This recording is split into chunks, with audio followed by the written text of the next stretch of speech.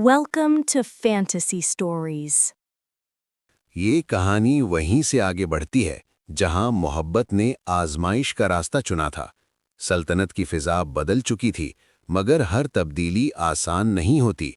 ایان کو قبول تو کر لیا گیا تھا، مگر دربار کے کچھ وزیروں کے دلوں میں حسد کی آگ جل رہی تھی۔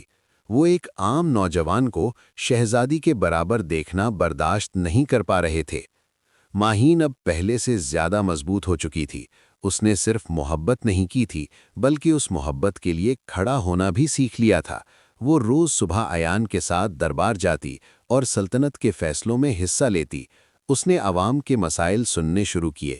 اسے احساس ہوا کہ اصل شاہی ذمہ داری تاج پہننے سے نہیں، بلکہ لوگوں کے درد کو سمجھنے سے آتی ہے۔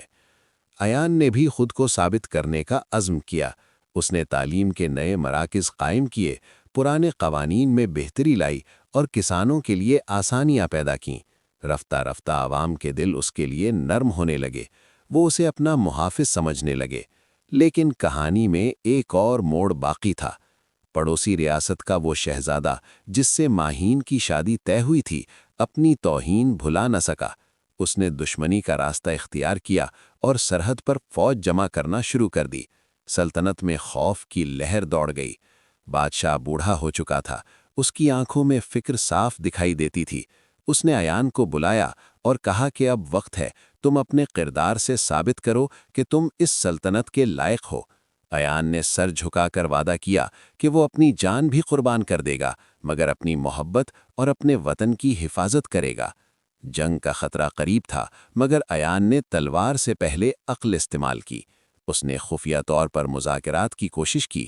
اس نے دشمن ریاست کے عوام تک پیغام پہنچایا کہ جنگ صرف حکمرانوں کی انا ہوتی ہے، عوام کی ضرورت نہیں۔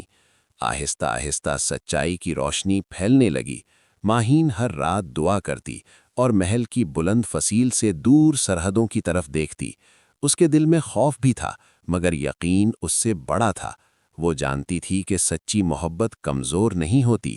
بالآخر وہ دن آیا جب دونوں ریاستوں کے درمیان فیصلہ کن ملاقات ہوئی۔ ایان نے بہادری سے بات کی۔ اس نے نہ جھک کر بات کی، نہ غرور سے، بلکہ سچائی سے۔ دشمن شہزادہ جو پہلے غصے میں تھا، آہستہ آہستہ نرم پڑ گیا۔ اسے احساس ہوا کہ جس محبت کو وہ شکست سمجھ رہا تھا، وہ دراصل دو دلوں کی آزادی تھی۔ جنگ ٹل گئی اور امن کا معاہدہ طے پایا۔ سلطنت میں خوشی کی لہر دوڑ گئی۔